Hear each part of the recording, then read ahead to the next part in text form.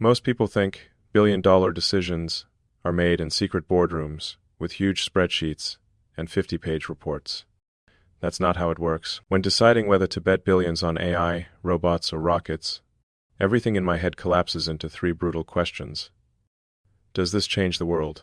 Do physics and economics both work? Will this still matter 20 years from now? If a project fails any one of those, I don't care how hot it looks.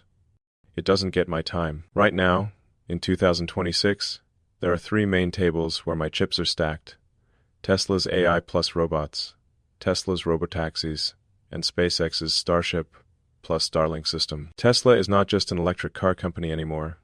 The real focus is autonomous AI, a robotaxi network, and the Optimus humanoid robot, which I've said could eventually be responsible for around 80% of Tesla's value. At the same time, SpaceX is pushing Starship toward full reusability, while Starlink is turning a private rocket company into the backbone of a global internet and space logistics system. Those are the current bets, but the interesting part isn't what they are, it's how they got through the filter.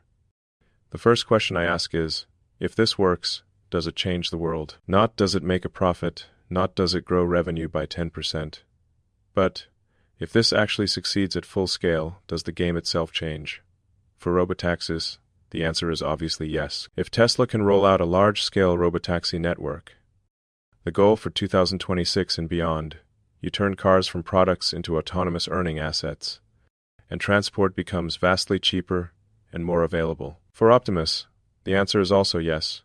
If you can build millions of relatively affordable humanoid robots, you transform labor from something limited by human bodies and hours into software-addressable capacity. That's why I keep telling investors Optimus could ultimately be more valuable than the car business, and that robotaxis could be the majority of Tesla's value over time. It's not a slogan.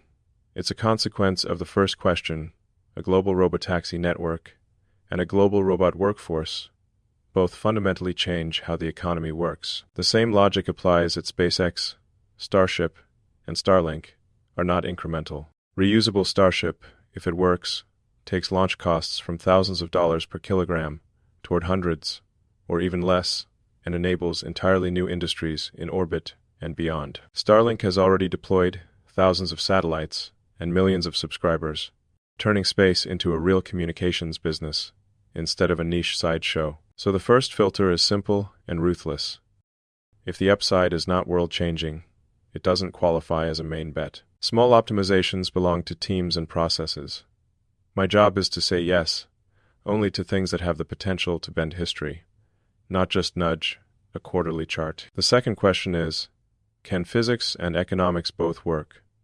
This is where most big visions die. It is not enough for an idea to be inspiring, the physics has to allow it, and the unit economics have to make it sustainable. I've said many times that my thinking starts from a physics framework.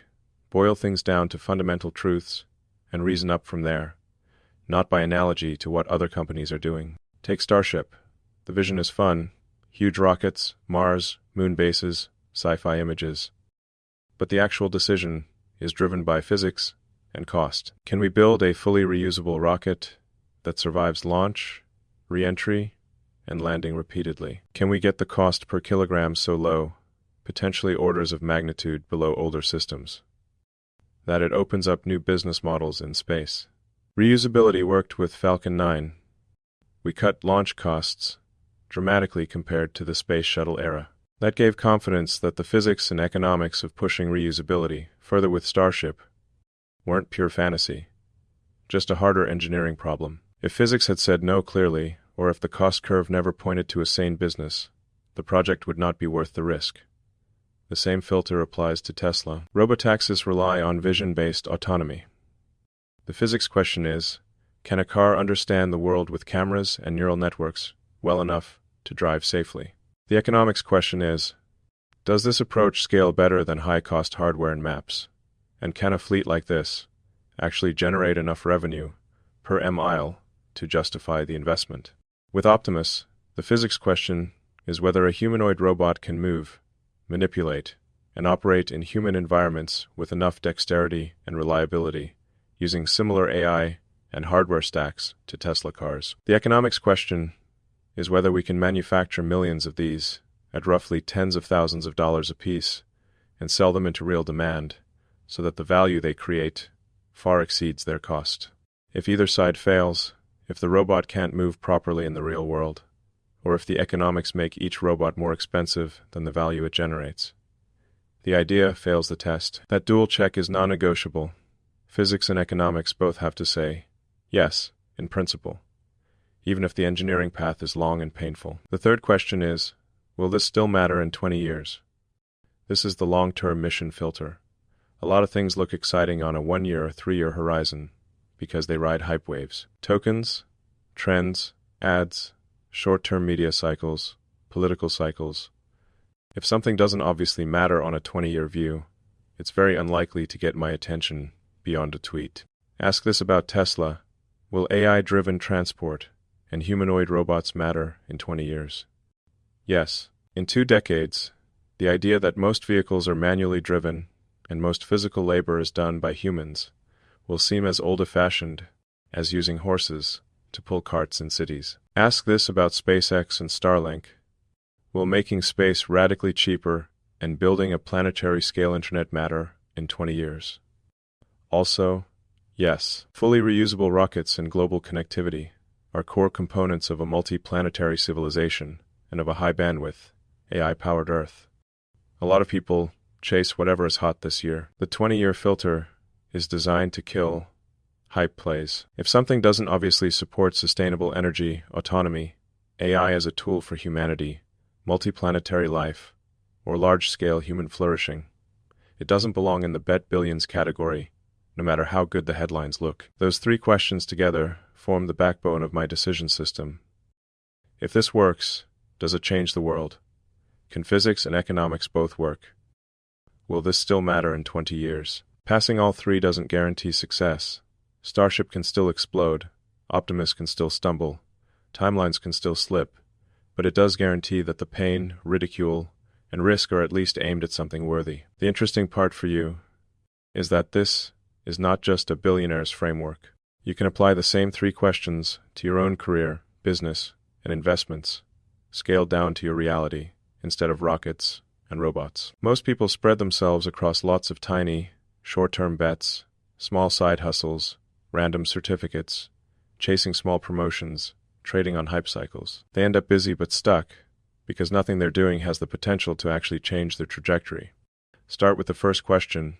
If this works, does it change my world? For you, change the world might mean, does it transform your earning power, your freedom, your ability to work on things you care about? If a project, job, or side hustle, fully successful, leaves your life basically the same, it's not a main bet. Maybe it's fine as practice or cash flow, but it shouldn't be where your best energy goes.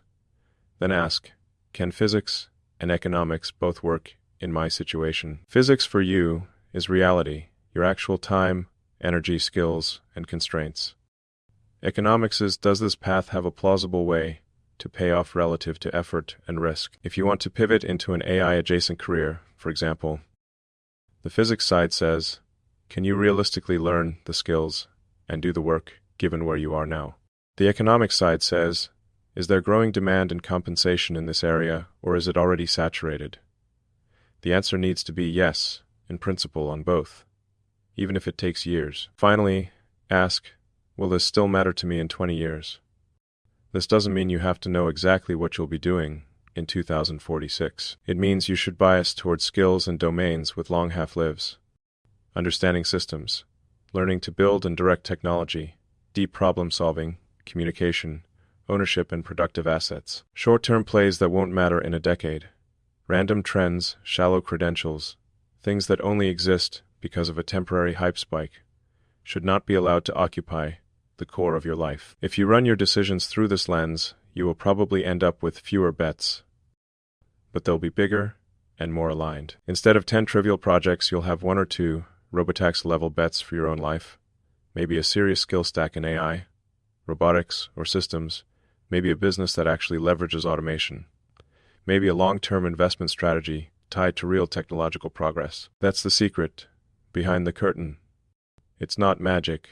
It's not luck. It's a constant willingness to ask 3 uncomfortable questions before committing. Does this truly matter? Is it actually possible and sustainable? And will it still be important when everyone has forgotten today's news cycle? If you start using those questions on your next career move, your next business idea, or your next investment, you'll notice something: most of what you thought you should do simply doesn't survive the filter. What's left is smaller in number, harder in the short term, but much more powerful over time. That's how rockets, robots, and AI end up on the table instead of 1,000 distractions. And it's how you stop treating your life like a collection of small bets and start playing a long, deliberate game of your own.